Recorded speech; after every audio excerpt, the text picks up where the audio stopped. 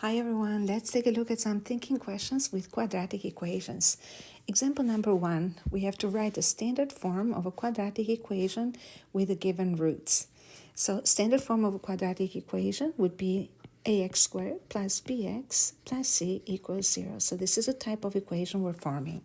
Now we're given the roots to be 2 and 5, and the way that we're going to do this is by first listing the roots as x equals 2 and x equals 5. Now when you think about it, when solving quadratic equation by using factoring, we make each factor equal to 0 and completely isolate x. So we're going to do something similar here, but we're going to use the process the reverse way. So if x equals 2, that means that we must have solved the equation x minus 2 equals 0. So you simply take 2 to the other side. And similarly, if x equals 5, then x minus 5 has been 0. So what this tells us is that x minus 2 could have been the factor that we made 0, and x minus 5 is a factor that was made 0. So the equation in factored form would have been x minus 2, x minus 5 equals 0. So since we're asked the equation to be in standard form, then we're going to change this from factor to standard form by simply FOILing. So this is x squared. And then we have minus 5x minus 2x will make negative 7x. And negative 2 times negative 5 is plus 10 equals 0. So this would be the quadratic equation, or we should say a quadratic equation with the given roots. And the reasons why we say a quadratic equation and not the quadratic equation is because we can create more than one equation with the same roots. Remember, we went over this at the beginning of the lesson. When we have a family of quadratic functions with same roots, we can give a quadratic function any value of a, and that will create a variety of equations with the given information. Now, you can try the next one on your own. So if x equals negative 2 and 6, so if the roots are negative 2 and 6, then we're going to simply write the roots, x equals negative 2 and x equals 6. Now, we're going to form the factors. X plus 2 equals 0, x minus 6 equals 0. And when you do this frequently enough, when you practice this enough, then this step will become so unnecessary, and you want to jump into the next step. So we have x plus 2, x minus 6 equals 0. Now form the standard form. X squared minus 6x plus 2x. So we have x squared minus 6 plus 2 is negative 4x. And then 2 times negative 6 is negative 12 equals 0. So this would be the equation in standard form. And similarly, and I'm just going to do this only for this example, you can multiply this by any coefficient a. For example, you can multiply this entire equation by 3, and the other side also by 3, and you can create another equation, negative 12x minus 42 equals 0. So this as well will have the roots of negative 2 and 6. We can create as many equations as we want. Now next, we're going to look into example E. It's the same process, exact same process, but this time we are given roots to be in rational form. So we're going to write them as we did before, x equals 1 over 7 and x equals 1 over 2.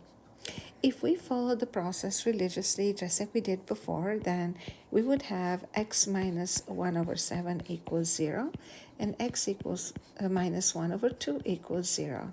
So these would be the factors, and we can multiply them.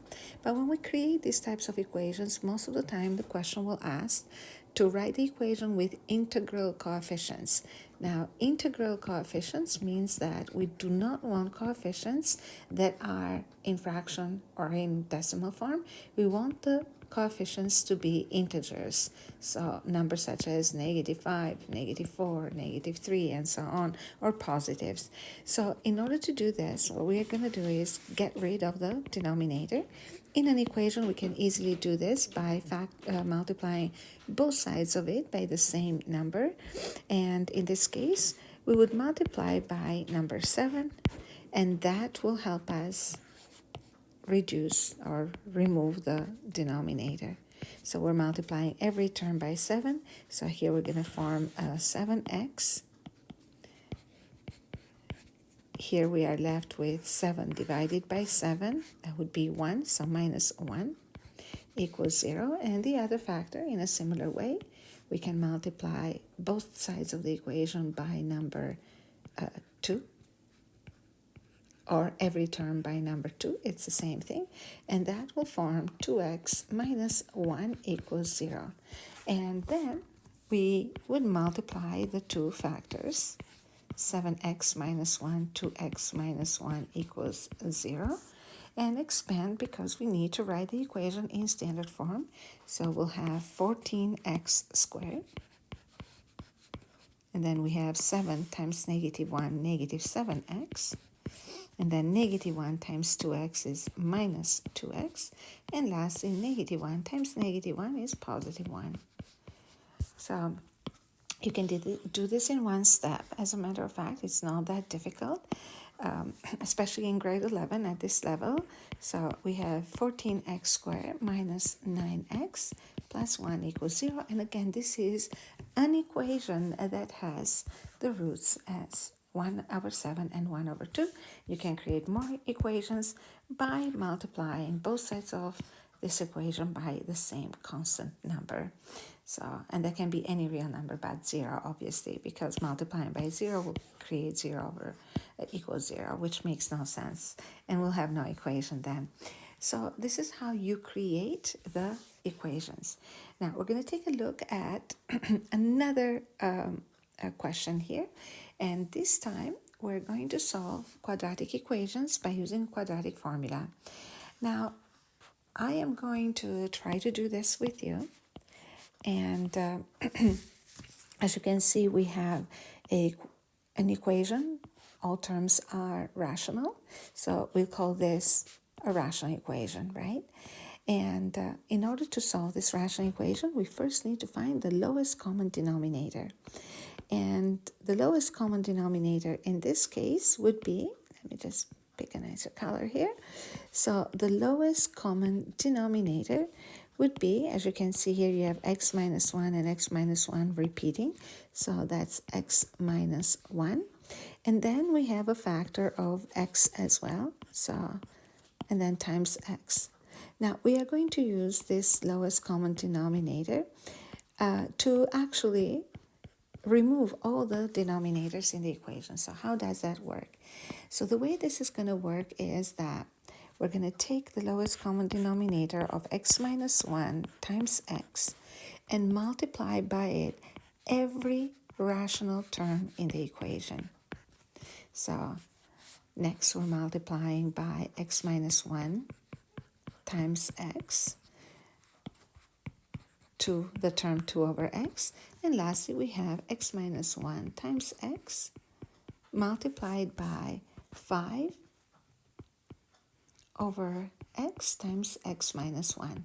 Now, the reason why we're multiplying both sides of the equation by the lowest common denominator is because we want to reduce or eliminate the denominator. So x minus 1 will divide this x minus 1 to just 1, and we'll be left in here with x times x plus 4. And next, we're going to have this x divide this x into 1, and we'll have minus, I'm going to bring 2 to the front because it's a monomial, and it is easier to write monomials and then binomials first, so it doesn't really, binomials after, so it doesn't really matter in which order, but I think it's more convenient to expand later. And lastly, on the other side, you see that x minus 1 will simplify the x minus 1, and also the x will simplify x. So in the other side of the equation, we're going to have simply number 5. As you can see now, we have a simpler or easier equation to solve, and this would be an equation with no rational terms, so no denominators. You can simply expand and simplify. So x squared plus 4x minus 2x plus 2, and bring that 5 to the left side of the equation, because we know in quadratic equations, obviously this is quadratic, we want to have just 0 on the other side. So this would be x squared plus 2x minus 3 equals 0. You can choose any method of your choice to solve. I would choose factoring here because it seems to be factorable, and the factors of this a simple trinomial would be x plus 3, x minus 1, double check, 3 times negative 1, negative 3, and positive 3 plus negative 1 is positive 2. So we're not done yet. We need to find the zeros, and that can be easily done by making each factor equal to 0. And we're going to have two roots. One is at x equals negative 3, and the other root is at x equals 1. And that's how it's done. Let's do one more equation this time. We have a funny looking equation. We haven't solved any that looks like this, but if you look closely, you see that this is a quadratic equation. And the only thing that probably is different is the coefficients that are in radical form. So we're going to solve this just like a normal quadratic equation, and we'll accept the fact that these coefficients are radicals, and that's the way it is. We're going to say that the coefficient A is root of 2, and the coefficient B is negative root of 3, and coefficient C here is negative 1.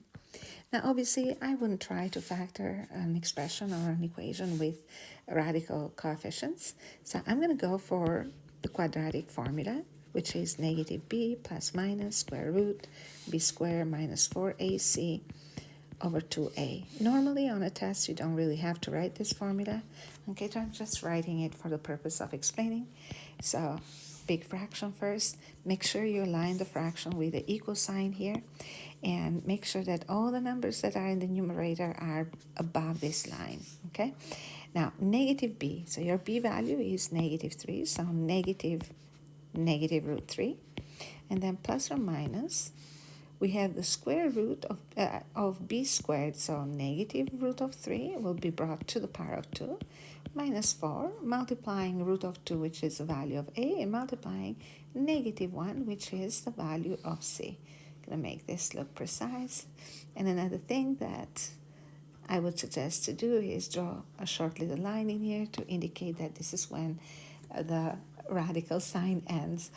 And next we have 2 times root of 2. So let's see what we have cooked in here. So we have a big fraction line. The 2 minuses here will make a plus.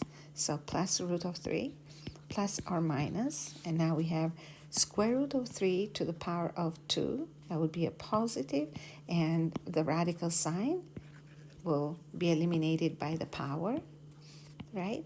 And then minus 4, minus 1, positive 4, so plus 4 root 2. And down in the denominator, we have 2 root of 2. Now, there is nothing else we can simplify in here. So we are ready to state the roots. Remember that this will give us both x1 and x2, and it's time for us to separate them. So one of the roots will be the one with a plus and the other with a minus. And here we go. We have root 3 and then plus the square root of 3 plus 4 root 2. And then down here 2 root 2. And x2 would be equal to root 3. And then this time we have minus the square root of 3 plus 4 root 2 divided by 2 root 2. Now remember that the plus and the minus are only the ones that sit in front of the big radical root, big discriminant here.